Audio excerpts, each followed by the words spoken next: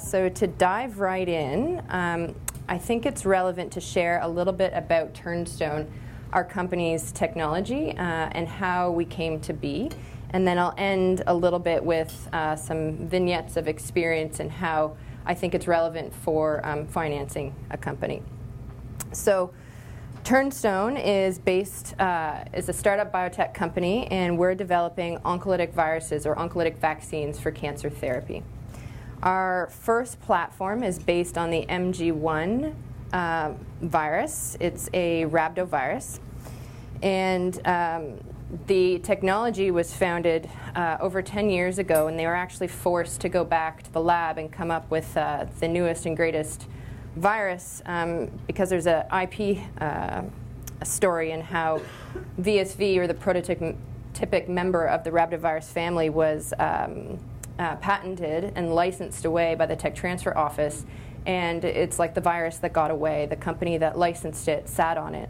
And so the PIs that had been working with VSV for years were forced to go back to the drawing board.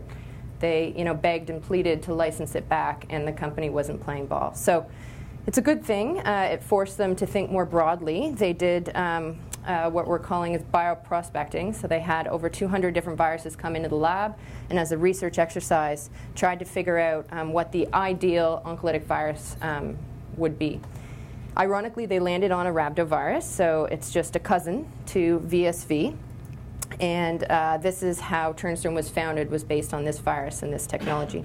What's unique about our platform, if you will, is that not only are we treating patients with oncolytic viruses, we're also using them as vaccines. And so we express tumor-associated antigens from our viruses. So the viruses are delivered to tumors, express tumor-associated antigens, and so it's an in situ vaccine. And it's very much a platform, as you can imagine, because we can clone in any different type or combination of tumor-associated antigens and go after any type of tumor. Our platform is even more complicated, if viruses weren't complicated enough, in that we really are trying to focus on the vaccine aspects of oncolytic viruses. And instead of relying on chance, like some of our competitors do, to mount CD8 T-cell responses against tumors, we're trying to force the issue. And the way we do this is by using a two-virus approach. So we're priming patients with a non-replicating human adenovirus type 5 that expresses a tumor antigen, and then we use the oncolytic virus as the boosting vaccine and encoding the same tumor-associated antigen. So we're forcing the immune system to see the antigen as a boost. This is describing the technology. One of the other key differentiators for us is that we deliver our oncolytic virus systemically, so by intravenous infusion. And this allows the virus to navigate within the patient and find distant metastases, and doesn't rely on us seeing via CT scan a tumor and needing to inject it directly. In doing that, the virus also targets the spleen, and this is where the unique biology of our virus comes into play, where our virus is able to abortively infect B cells within the follicle, which is an immune-privileged site within the spleen. And this is all published, and it's part of our IP portfolio, is that the virus, in doing so, is able to express and present antigen in this immune-privileged site, which is directed directly towards central memory T cells and is not affected by T effector cells. And so it's very robust CD8 T cell immune responses. We were able to show those responses in mice. Obviously, we also did a fairly significant toxicology study in primates and showed that these unprecedented T cell responses held true there. And now I'm showing you human data, some snippets from our first clinical trial showing that on the left, cytokine responses within tumors, where we really are lighting up the pro-inflammatory markers within a tumor. And then on the right, these are T-cell responses measured against MAGE-A3, the first tumor-associated antigen expressed by our platform. And you can see that there's over 1% of circulating CD8 T cells in the blood in this particular cancer patient that is responding to MAGE-A3. And of note, this assay, if you're familiar, is a flow cytometry-based assay, not an ELISpot, and so far less sensitivity. And so comparing to other companies, this is really quite remarkable. I'm going to blast through the next few slides, but more clinical data just showing T-cell infiltrates into the tumor. And across the board, we are seeing evidence of tumor shrinkage in about 80% of the patients that we're treating. So this is a business slide. I stole this from our corporate deck. So this is how we position ourselves as a company when we're pitching to potential investors. It's a bit old. This is from the beginning of the year, but still relevant, so I'll just walk through it. Our company was founded in October of 2015, so we're about 3 years in. Within that first 12 months of inception, we were able to raise 2 rounds of financing. Our investors are listed on the right, so Versant led our Series A financing with Facet, and our Series B financing 10 months on the heels of that seed financing, also led by Versant, partnering with OrbiMed and F-Prime. So these are really top-tier VC firms. We have operationalized the company, so we have headquarters in Ottawa, Canada, and then also in New York City. We have several open clinical trials today and plan to launch even more in 2019. We announced last year a strategic partnership with AbbVie Pharmaceuticals. It's one of the largest ever biotech deals of its kind executed. And we are also recognized with 2 industry awards last year. Our pipeline obviously is a lot more dense than just one, the initial trial that was launched predating Turnstone, which is the MAGE-3 program. We're now looking at expanding the MG1 platform beyond just MAGE-3 and have already launched an HPV program in both Canada and the US. We are now disclosing that we are also bringing on another oncolytic virus separate to MG1. So now we're a 2-virus company, and we have several vaccinia virus in our pipeline for launch next year. And we're also just recently announced partnership for antigen identification, and we're going to be moving into neoantigen space as well. Okay, so that's Turnstone, where we are today. Now we're going to fast forward all the way to the beginning. So building Turnstone before it was Turnstone. So a bit of a unique story. What I'm showing here are, I call them the 3 Stooges. They don't really like that, though. These are our 3 scientific founders, John Bell in the center, and then Dave Stoidel on the left and Brian Lichty on the right. Brian and Dave actually both did postdocs within John's lab. John Bell is viewed as almost like the grandfather of the oncolytic virus field. He's very well known, and he continues to do academic research. So these are our scientific founders. Back in 2011, 2012, they continued to do research and had the MG1 virus, and they were ready to launch a trial. And they were in the fortunate situation where they had significant grant money dedicated towards product development. And so I totally recognize most grant money isn't for things like toxicology assessment or GMP manufacturing, the things that really, they're pricey, and it's what you need to do to launch a clinical study. But we had financing from OICR. Specifically, the project goal for the financing was to launch a first-in-human clinical trial using the AD-MG1 MAGE-3 platform. And so this is where Turnstone story and my story sort of converge. And so I was in John's lab as a PhD student, and I had just finished. And I very much was at a time where oncolytic viruses were just starting to get attention. And I was interviewing at companies all over the world doing oncolytic virus development. And John said, no, don't leave. How about you do this instead? And I said, well, what's this? And he said, well, we have these viruses, we have some grant money, and we want to launch a trial. And I said, okay, well, what's the job? Launch the trial. And so, for family reasons, actually, staying in Ottawa made a lot of sense. And so, to me, it was an opportunity.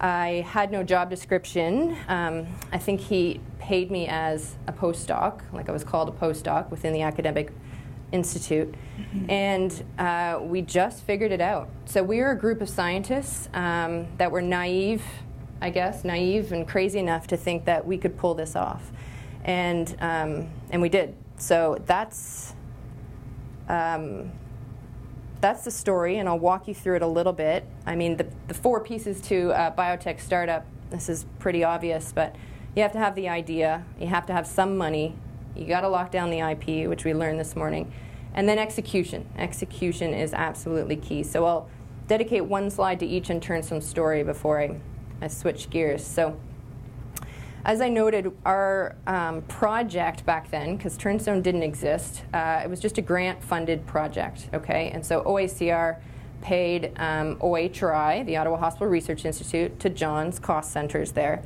It was over $5 million, Canadian dollars, to launch a study.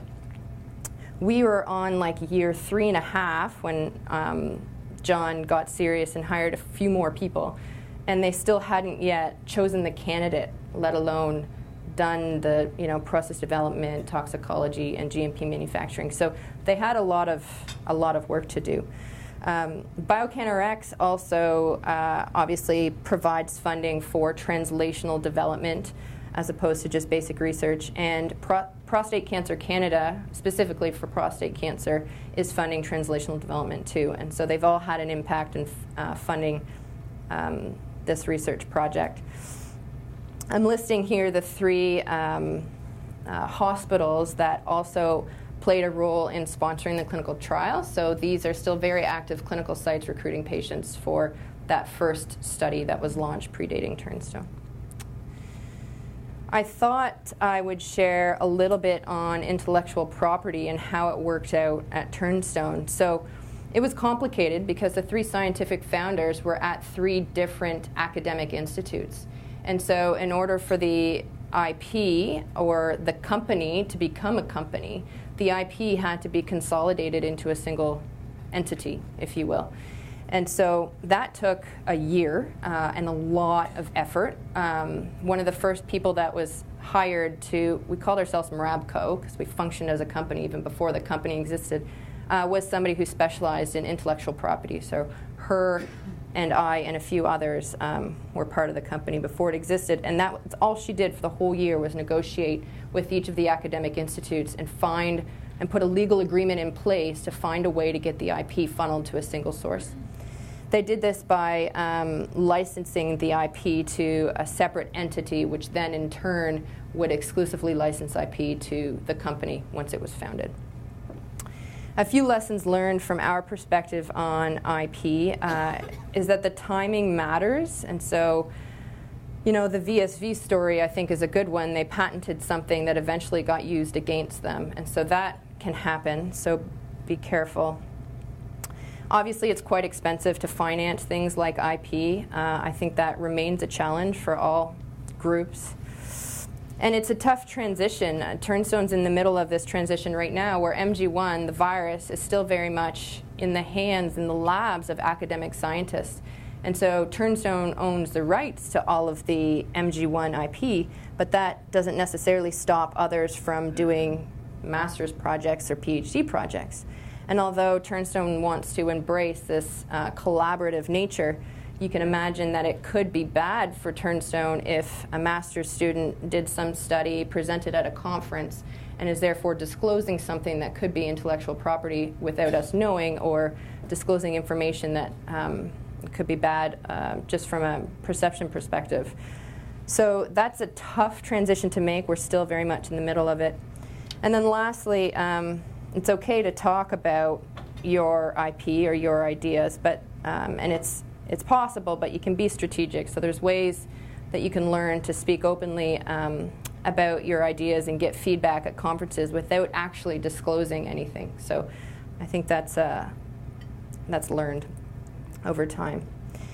So the execution piece was really important for us. I don't want to go through this in detail, but this is everything we essentially accomplished between the summer of 2012 and June of 2014 when we actually completed the project and that we received Health Canada's blessing to launch our first-in-man clinical study. And so we had to do mouse studies, dose optimization, proof of concept. We had to figure out how to make the drugs, so the process development efforts. And remember, for us, we were trying to launch a study with 2 distinct viruses, so we had to do double the work. Analytical development, not to be underestimated. This takes a lot of time and effort, and you need product-specific assays that you can't just buy off the shelf to assess the potency of your drug, impurity profiles, identity of your drug. Toxicology, obviously key in your regulatory submissions. You have to physically make the drug and the drugs and test it, and then communicate to the agencies. So the reason why Turnstone, or not Turnstone, but this project was successful was because we really took advantage of our network. And so John is obviously well connected, and there was a bit of a unique opportunity in that the Ottawa Hospital Research Institute had separate grant money dedicated to build a GMP facility. And so we actually built out the GMP facility. It wasn't quite done when we came on board. Put the quality systems in place, put the material management systems in place, trained people on the process, figured out what the process was, but used the facility right there across the hall from the lab. So that facility is still operating today, and they switched their mandate to be more fee-for-service to just maintain revenues, and so they take on external clients. So Turnstone Today still works with the OHRI GMP manufacturing group. The Fitzhenry Vector Lab at McMaster University is another GMP manufacturing suite. They specialize in adenovirus manufacturing. They're also still in operation, and so we were able to plug in there relatively seamlessly and have their experts manufacture the adenovirus for us. And a group at the UHN executed our primate toxicology studies. So this is how we were able to do drug development relatively quickly and relatively cheap, is by working within academic institutes to really accelerate and move the project forward. So that was project complete as far as the grant was concerned. The phase 1/2 clinical trial was launched in June 2014. This is all predating Turnstone. The next phase for the project, or the company, if you will, obviously was to secure financing, incorporate the company, and hire operational staff to continue development. And so to switch gears, the incorporation and founding of Turnstone involved the scientists initially starting this roadshow, if you will, in collaboration with OACR. So OACR as a granting institute obviously is a bit unique in that they have an investment firm as part of their offering. And so Facet was obviously very much interested in commercializing our technology. And so the scientific founders, us at OHRI, had access to the business development expertise that the team at OACR had. And so together with OACR, the scientific founders got in front of several different investors. The initial ask was defined as wanting a small Series A round to allow for the incorporation of the company, hiring of a few key staff like a CEO, and launching a second study. Just from development perspective, that's the only real goal with that initial seed financing. But really to find a partner that aligned with our vision of what we thought the company was going to be. And so we found that partner in Versant Ventures. And so they led our Series A financing. It was only $11 million Canadian. I always have to preface with that. It was Versant Ventures in collaboration with Facet. And this allowed us to incorporate. We hired our CEO. We solidified our IP portfolio. And we hired a small group of operational staff. So that's when I left OHRI. I joined Turnstone as the 7th employee of the company. And there was a total of 8 of us for that first year. And for that first year, we actually spent most of the time in front of investors trying to raise more money, because 11 million Canadian when you're doing clinical development doesn't really get you that far. And so we we just did the roadshow. And so a lot of my role during those early days predating Turnstone was manufacturing. I sort of fell into it because it needed to be done. And as a scientist, having worked with viruses in the past, it was an easy transition for me.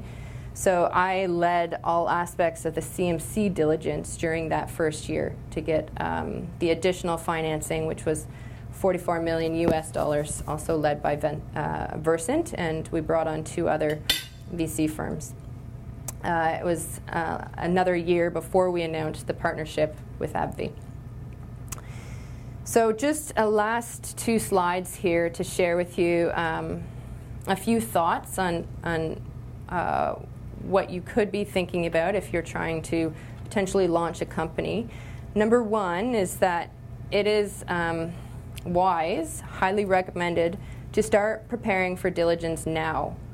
And so pitching your idea to a financier or to anybody really, if they're interested, the very next part of that relationship will be them asking you to prove it. Okay, so you may pitch on a PowerPoint deck and say, look at my idea, but the next breath, if they're interested, they'll want to see technical reports. They'll want to see that you can manufacture, show us some batch records, all of the information. And it's really never too soon to start. And so this is partially why Turnstone was successful. Back in the day when we were just Maraba, we put a huge emphasis on project management and quality management from the beginning. So even though we were functioning within an academic institute, we started putting agendas together for meetings, simple things, taking minutes at meetings, taking action items, following through. We put study logs in place. So every study had a protocol and a report, and it was numbered. And you knew who the operator was and what the lab notebook pages were. We did good documentation practices training. So lab notebooks, if there was intellectual property, they were written in such a way that made sense and could be used as source documents for any legal. And so I think this is partly why diligence for us ran quite smoothly, and it was pretty straightforward for us. This is my last slide. The other thing I wanted to leave you with is just refining your pitch. As a scientist, I'm not a business person, but I had the privilege of working alongside the business people and watching Turnstone come to be. And it really does start with the science. You do have to pique the interest of the people you're trying to partner with. And so don't underestimate the value you bring as an expert on the technology. You do have a place and a role to play in pitching the idea. But, the big but, how you communicate the science really, really matters. And so the slides that you use need to be simple. So not a 70 PowerPoint dissertation with all of the controls you use. So less is more. If they're interested, they'll come back, and then you can go into your 70 page dissertation. Be prepared to show how your idea stocks up to the competition. So Turnstone, in those early days when we were in front of VCs, we kept getting asked, well, how does your virus compare to herpes? How does your virus compare to vaccinia? And obviously that's really hard to articulate, but we got the question every single time, and so we had to come up with a matrix to present externally how our project or how our virus behaved differently or better. And there's a little bit of playing to what they want. Back when we were trying to shop our oncolytic virus, all of the bankers at the time were told, by their organizations to go out and get an oncolytic virus. And when they came to our table, we were saying, MG1 is a vaccine. It's more than a virus. It's this adeno prime plus Maraba boost, and we just sort of lost them. And so we had to take that criticism and feedback and make sure that we were articulating why our virus was, an oncolytic virus, but so much more.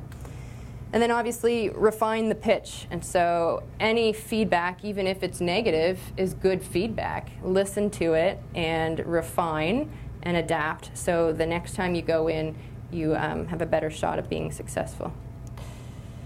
That's it. Any questions? Happy to field them, and I'd be remiss if I didn't mention that Turnstone is recruiting across every department, so happy to talk to you after.